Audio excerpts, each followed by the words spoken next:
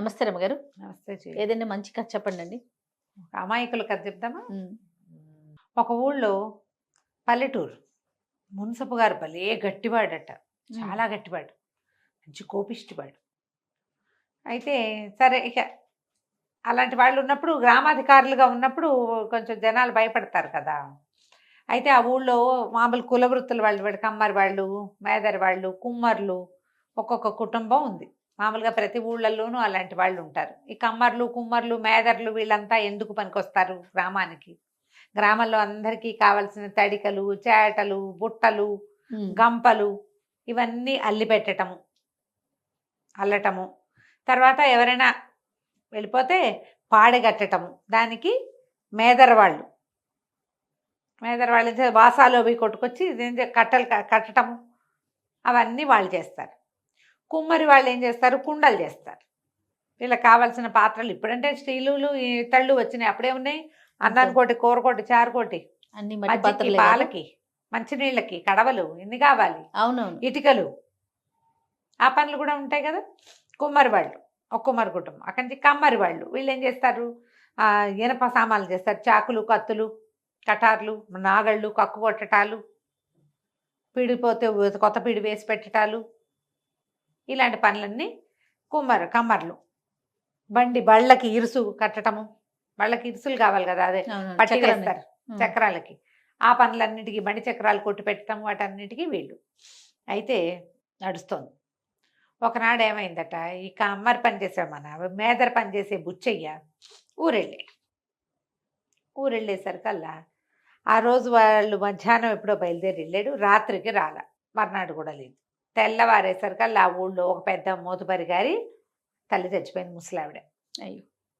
ముసలావిడ పోయేసరికల్లా సరే ముందంతా ఏవో వ్యవహారాలు అవి ఇవి చూశారు. మధ్యాహ్నం అయ్యేసరికి లేవదీయండి లేవదీయండి అన్నారు. లేవదీయాలంటే వాడు రావద్దు, మేదరవాడు పాడగట్టాలి కదా.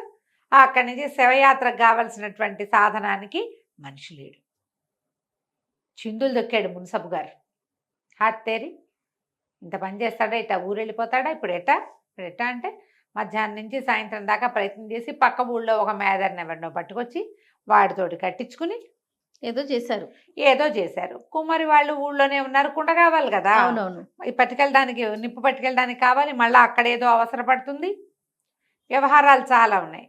సరే, దాంతో మర్నాడు మూడో రోజు పొద్దున వచ్చినటువంటి ఆ మేదర్ బుచ్చయ్యని మున్సబు గారు చెడతిట్టిపోసాడు. ఊరికి ఒక్కగానొక్క మేదర్వి వెళ్ళిపోతాయట. అప్పట్లో ఏం చేసేవాళ్ళు అంటే వార్షికాలు ఇచ్చేవాళ్ళు, వాళ్ళ పద్ధతులు అనమాట. మోతుబర్లంతా సంవత్సరానికి 10 బస్తాలు వీళ్ళకి ఇచ్చేయటం. వాళ్ళ ఇంట్లో ఎవరన్నా ఉన్నా పోయినా అలాంటి లెక్కే ఉండదు. ఈ పనుల వాళ్ళ కులవృత్తుల వాళ్ళకి మోతుబర్లంతా కేజీ బస్తాలు ఇచ్చేయటం. చాకళ్ళకు కూడా అలాగే ఇచ్చేవాళ్ళు. అక్కడి నుంచి చిన్న చిన్న కుటుంబాల వాళ్ళు ఉంటారు కదా, వాళ్ళు ఇన్ని కుంచాలని, వడ్లని, అవని ఇవని చేయటం. రోజు అన్నం పెట్టే కుటుంబాలు కొన్ని, మజ్జిగ పోసే కుటుంబాలు కొన్ని, గొల్లలు మజ్జిగలు పోయటాలు, అట్లాంటి పద్ధతులు ఉండేవి. వాళ్ళ కుటుంబాలకు పోషణ వీళ్ళే. ఓకే. ఆగంచి తెగ తిట్టాడు, తిట్టిపోసాడు.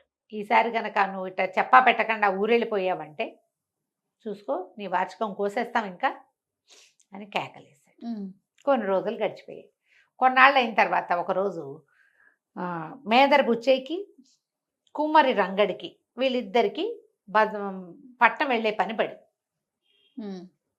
ఇప్పుడు భయం పట్టుకుంది. పుసుకుని ఊరు దాటేమనుకో ఎవరికైనా ఏదైనా అయితే ఏం చెయ్యాలి బాగా ఆలోచించుకున్నారు ఇద్దరు.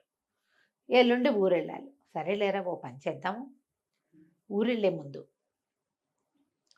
4 మోతుబర్ల ఇళ్ళున్నాయి.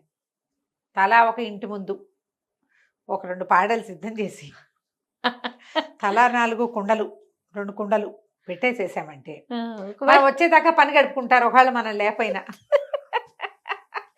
అని చెప్పి సాయంకాలం చీకటి పడేసరికల్లా పాడలు రెడీ చేసుకుని 4 ఇళ్ల ముందు 4 రోళ్ళు, 4 పాడలు, 4 పాడలు, తలా 2 కుండలు పెట్టేసేసి రాత్రి చీకటి మాటన బయలుదేరి వెళ్ళిపోయాక ఏమైంది, ఆ రోజు మధ్యాహ్నం మున్సబు గారికి భార్యకి ఒంట్లో బాగుండలా. ఆయనకి పై ఊళ్ళో ఆయన మేనత్త మనవరాలదో ఎవరిదో వివాహం ఉంటే అది చూసుకుని వైద్యుడిని ఒకరిని వెంబడి పెట్టుకొస్తాను, ఒంట్లో బాగుండలేదు అన్నాడు. సరే, బై ఊరు నుంచి తెచ్చుకోవాలి వైద్యుడిని.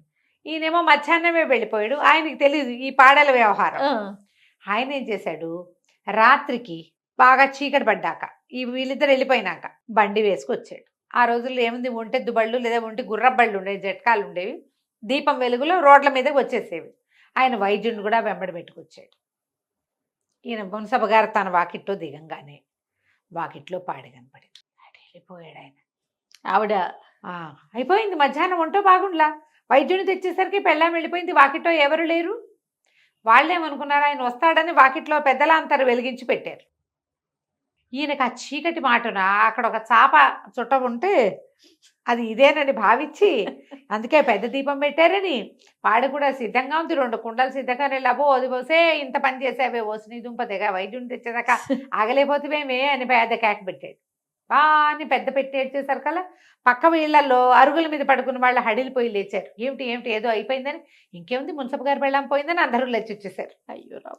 ఈ వైద్యుడు తను ఉండాలో వద్దని, తను ఎవరి కోసం చూడడానికి వచ్చాడో ఆవిడ పోయింది. ఇంకెందుకు, బయట పెద్ద పెద్ద శోకండాలు వినపడేసరికి మున్సబ్ గారు పెళ్ళాము అమ్మ ఇద్దరు తలుపేసుకుని లోపల పడుకుని ఉన్నారు. బయట శోకాలు వినపడేసరికల్లా బండి వచ్చిన చప్పుడు తెలుస్తుంది. బండి ఆ గుర్రాలు కదులుతున్నాయి, మూలమవుతుంది.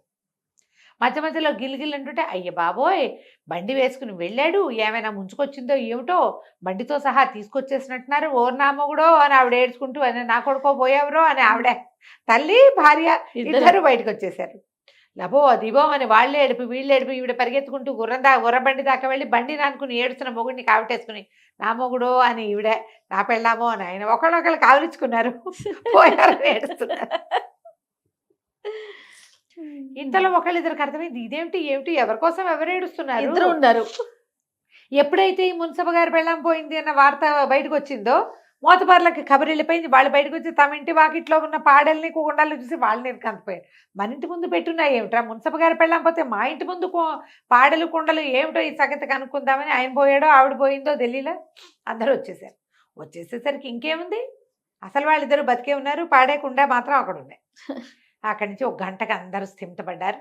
ఇంట్లో నుంచి లోపలికి వెళ్ళి మంచినీళ్ళు ముంచుకుని తాగారు. అందరూ నిలబడ్డారు.